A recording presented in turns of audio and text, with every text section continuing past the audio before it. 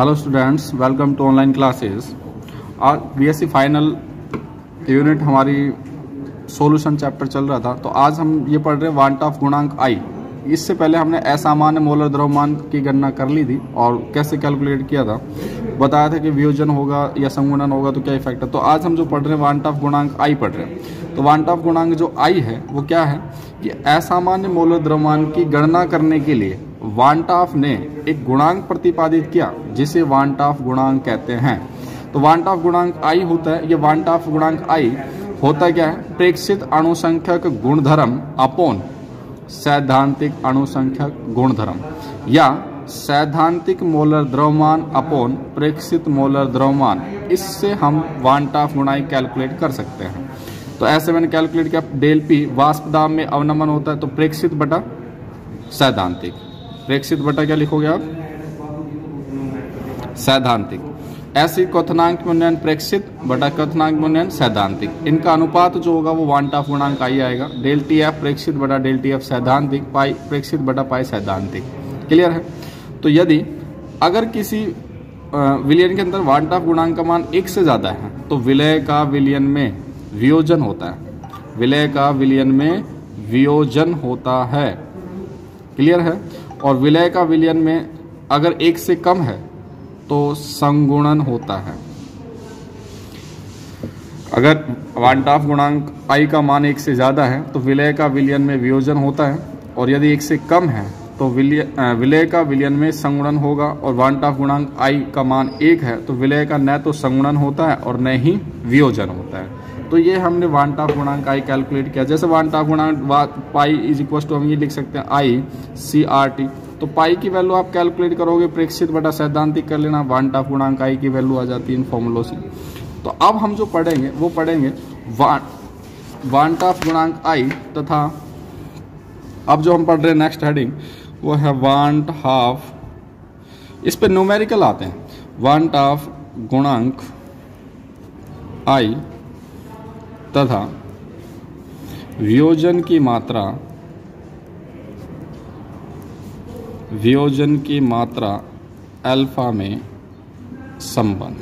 अब हमें इसमें ये कैलकुलेट करना है, यदि कोई विलय को हम जब विलयन में घोलते हैं तो उसका वियोजन होता है, तो वियोजन की मात्रा में और उसके वांट ऑफ गुणांक में क्या संबंध होगा।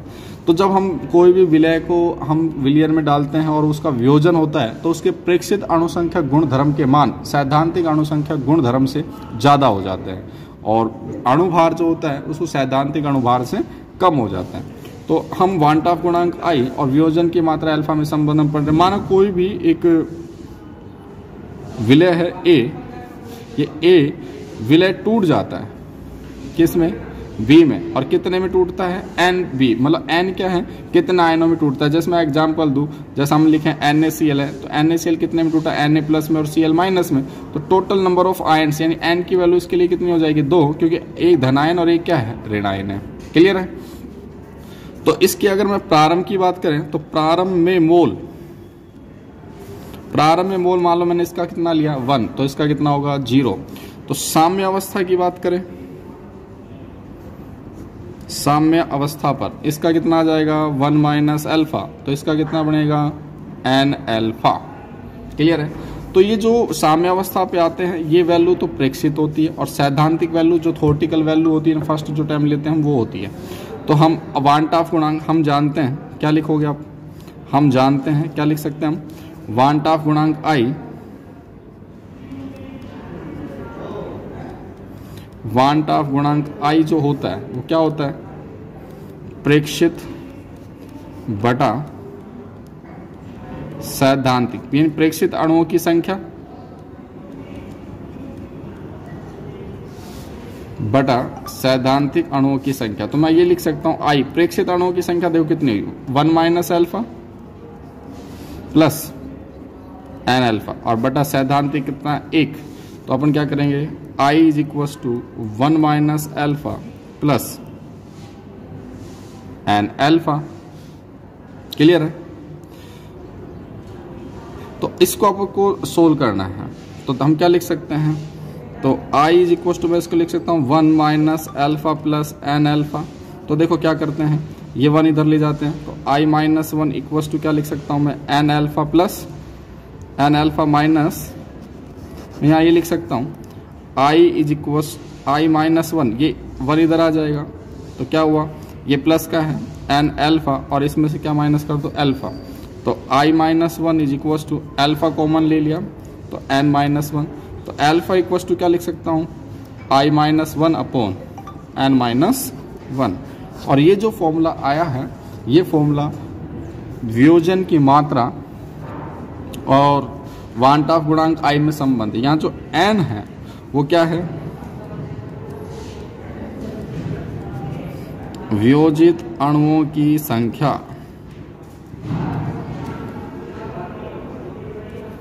क्लियर है, और जो i है वो क्या है,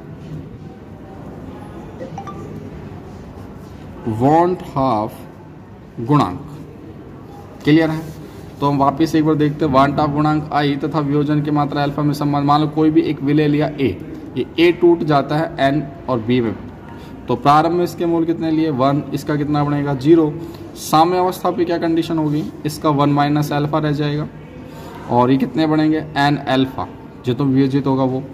तो हम क्या जानते हैं, वांट ऑफ गुणांक i क्या होता है, प्रेक्षित अणुओं की संख्या बटा सैद्धांतिक अणुओं की संख्या। तो प्रेक्षित अणुओं की संख्या कितनी होगी total, 1 minus alpha plus n alpha, और सैद्धांतिक क्या था 1, तो i की वैल्यू हो गई। तो ये i इक्वस टू मैं क्या लिख सकता हूँ, 1 minus alpha plus n alpha, 1 यहाँ से मल्टीप्लाई हो जाएगा 1 रहेगा, तो हम यहाँ लिख सकते हैं i equals to 1 minus alpha plus n alpha, clear है।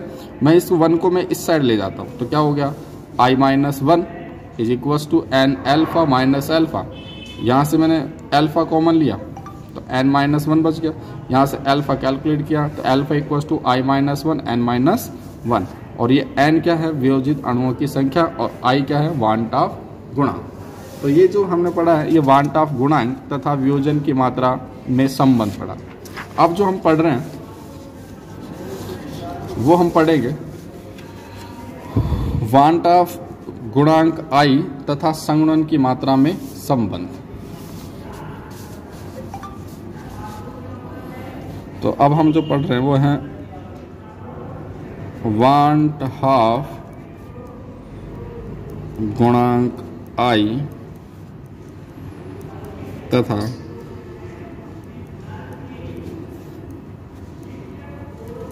संगुणन की मात्रा अल्फा में संबंध। अब हमें ये पढ़ना है, तो देखो कैसे लिखेंगे हम। तो हम लिख सकते हैं वांट ऑफ गुणांक i और अल्फा में संबंध क्या है। संगुणन जब होगा तो संगुणन में कोई भी कार्बोक्सिलिक एसिड अगर किसी विलायक में जाके या विलयन में जाके डिजोल्व होता है तो संगुणन करता है, तो उसके संगुणन की मात्रा मैंने अल्फा ली है। तो कैसे कैलकुलेट करते हैं, देखो मान लो आपके पास कोई a विलय है और इसके कितने मोल हैं आपके पास n है, और ये सारे के सारे जाके संगुणित हो जाते हैं, an बना देते हैं, क्लियर है। तो मैं यहाँ लिखूंगा प्रारंभ में इसके कितने मोल लेने हैं 1, तो इसका कितना बनेगा 0। तो साम्य अवस्था पे क्या लिखोगे, साम्य अवस्था पर इसका आएगा 1 माइनस अल्फा, इसका आ जाएगा अल्फा अपॉन n। कितना वियोजित होगा, जितना अणु होंगे उसके वियोजन में अणुओं की संख्या का भाग दे दो। तो we know that i is equal to क्या लिखते हो, प्रेक्षित अणुओं की संख्या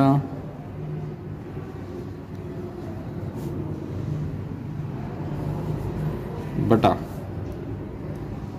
क्या लिखते हैं, सैद्धांतिक अणुओं की संख्या।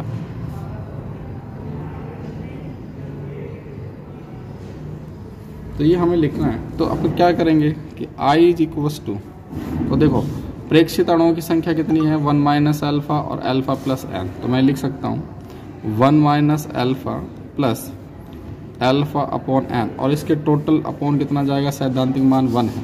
तो बताओ क्या लिखोगे आप, i is equal to 1 minus alpha plus alpha upon n। आप यहाँ एलसीएम ले लो n, i is equal to क्या लिया है n, तो यहाँ से मल्टीप्लाई हो जाएगा n 1 minus alpha plus alpha, ये यहाँ से मल्टीप्लाई हो गया n i is equal to n 1 minus alpha plus alpha, इसको यहाँ मल्टीप्लाई करो एक बार, n i is equal to n minus n alpha plus alpha. अब क्या करते हैं हम, इस एन को हम इस साइड ले जाते हैं, तो क्या लिखूंगा मैं, n i minus n is equal to alpha plus क्या है माइनस एन अल्फा, यहाँ से कॉमन ले लो एन, तो एन इज इक्वल टू क्या लिखोगे 1 माइनस 1 हो गया, इज इक्वल टू यहाँ कॉमन क्या आ जाएगा अल्फा, तो 1 माइनस एन, तो here alpha is equal to क्या लिखोगे n i minus 1 upon 1 minus n, simple, और ये आपके पास फॉर्मूला आ गया। क्लियर है? तो यहाँ एन क्या है, संगुणित अणुओं की संख्या, और आई क्या है, वांट ऑफ गुणांक। क्लियर है? और जो इस संगुणन है, अब जैसे देखो संगुणन की मात्रा का मतलब क्या होता है, जितने भी कार्बोक्सिलिक अम्ल होते हैं, अगर वो कार्बोक्सिलिक अम्ल ज्यादातर बेंजीन विलायक कार्बोक्सिलिक अम्ल क्या बनाते हैं, द्विलक, तो इसका मतलब उसके लिए एन की वैल्यू कितनी हो जाएगी 2। जैसे मैं आपसे कहूँ कोई वियोजन होता है, तो वियोजन होगा, तो जैसे मैंने आपसे मान लो एक बार ये लिखा KMNO4 सॉरी K4FeCN6, तो ये ब्रेक होगा, किस में होगा, K4FeCN6 जो ब्रेक होगा वो 4 potassium plus plus FeCN6 minus 4, तो एक तो ऋणायन हो गया, 4 धनायन और 1 ऋणायन, तो टोटल एन की वैल्यू किसकी आ गई 5। जब वियोजन होता है तो अणुओं की संख्या बढ़ जाती है, जब संगुणन होता है तो आपके पास कितने अणु जुड़ रहे हैं वो उसकी एन की वैल्यू हो जाती है। क्लियर है? और जो संगुणन होता है वो कार्बोक्सिलिक अम्लों के लिए होता है। तो ये अभी हमने क्या पढ़ा, वांट ऑफ गुणांक आई तथा संगुणन की मात्रा अल्फा में संबंध। तो n a is equal to a n, प्रारंभ में क्या लिया 1, इसका 0, साम्यावस्था पर 1 माइनस अल्फा, ये अल्फा अपॉन एन, तो आई की वैल्यू क्या होती है, प्रेक्षित अणुओं की संख्या बटा सैद्धांतिक अणुओं की संख्या, तो i is equal to 1 minus alpha plus alpha upon n 1, तो यहाँ से हमने क्या लिया, अल्फा एल्शियम आ गया एन, ये एन यहाँ से मल्टीप्लाई हुआ, n i is equal to n 1 minus alpha plus alpha, तो n i equal to n minus n alpha plus alpha, n इधर गया, n i minus n equal to alpha minus n alpha, तो n common आ गया, i minus 1 is equal to alpha 1 minus n, यहाँ से alpha calculate कर दिया, n equal to i minus 1 upon 1 minus n. तो ये है वांट ऑफ गुणांक आई तथा संगुणन की मात्रा अल्फा में संबंध। और यहाँ से आपके न्यूमेरिकल्स आते हैं, तो न्यूमेरिकल्स हम उसमें करा रखे PDF भेजेंगे तो उसमें आ जाएंगे। और ठीक है, तो ये ख़त्म हुआ।